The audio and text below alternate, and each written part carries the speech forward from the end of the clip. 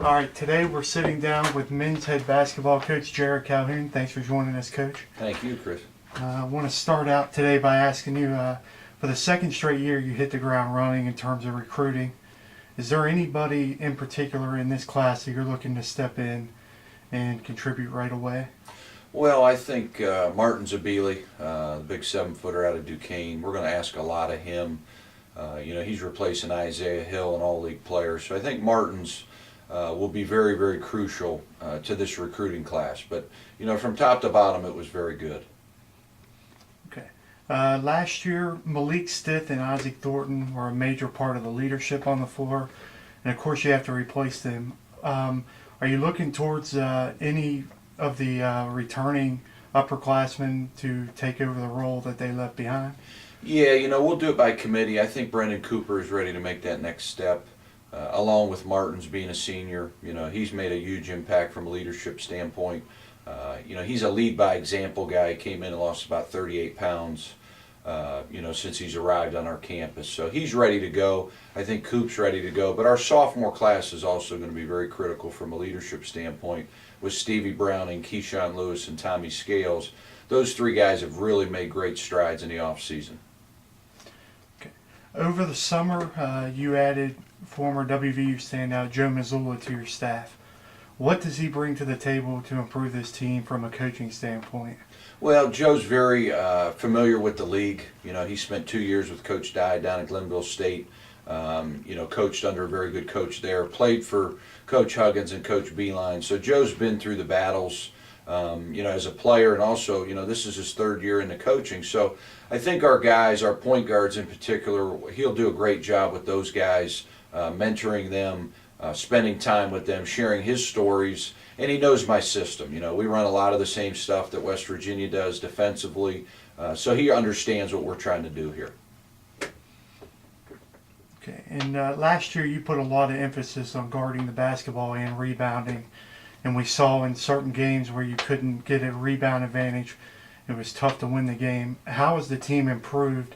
Are the two guys from Duquesne the big reason for those moves? Yeah, that's a good point, Chris. That was probably one of, we had a coaches retreat here a couple months ago. One of the things that we really focused in on was rebounding the ball.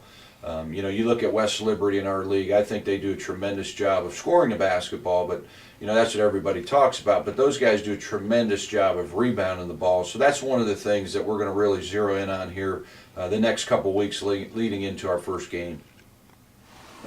And, the fans this year will get to see 3 NCAA tournament teams before Christmas that are on your schedule. What went into the decision making to pick up the scheduling this season? Well, Chris, I've done the schedule for quite a few years. I did West Virginia's schedule when I was up there. Now doing our schedule here at Fairmont State. Scheduling and recruiting are the two biggest things in your program. And we want to play the best teams. If we're going to be a national power, a national name, you got to play people. We've really went above and beyond with our schedule this year, playing 3 CIAA teams. Also Bellarmine coming in here, a top 5 team in the preseason.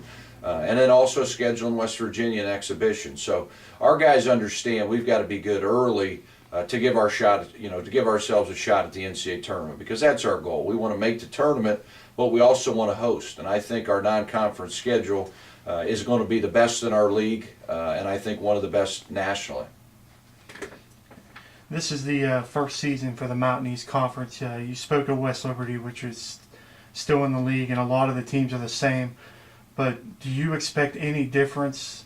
You play every team twice this year because there's less teams. What do you expect to be different between the WVIC and the MEC? Well, I think the biggest difference is the travel. I think the travel is a little more demanding. You play a lot of Thursday, Saturday games, so our kids are going to miss a lot of school. We only spent the night last year in a hotel one time. So it's going to be a little bit different from a travel standpoint. Our staff is used to that. With Coach Molinari being at the Division I level and Joe and Mantoris, we've always traveled. But I think that'll be a little bit of adjustment, sitting around in a hotel a little bit on game days. A few times a year, usually we get in a bus and we play the game and we're back. From far as a team standpoint, I think we've added 3 very good teams in Notre Dame, Urbana and Virginia Wise. You know, Virginia Wise has a phenomenal facility. So I think a lot of teams will be excited to play in that setting, that big arena. But, you know, we also lost Aldous and Broadus, a very good team that traditionally has been an NCAA power. So it'll be interesting to see how the league plays out. But I think a lot of teams are very excited about the new league. You opened up practice this week. What's the energy been like? Are the players ready to go? You know, we struggled the first day. We gave them 4 days off. We gave them Friday through Monday. So we were a little rusty, I think, that first day on Tuesday. Yesterday was very good on Wednesday. So, you know, we have a young team. We're very young and talented, very deep. I think that's the biggest thing that we as a staff talk about is our depth. You know, we're going to play a lot of guys. Last year our bench was not very deep, but we're young. We're inexperienced, and a lot of these guys have not went through practice at the college level. So we're asking our seniors, we're asking our upperclassmen to take a leadership role here at practice. And in less than 3 weeks, you spoke earlier about WVU. You have an exhibition game up there. What do you expect to take out of that game?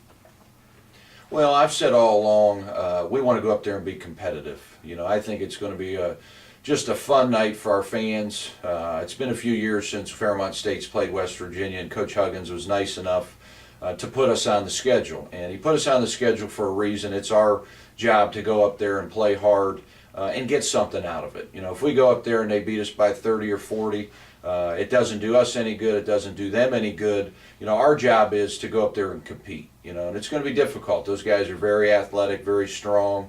You know, they got a lot of guys back from last year. But, you know, we'll go up there and have some fun and enjoy it. And we're thankful that Hugs did this, you know, for our program.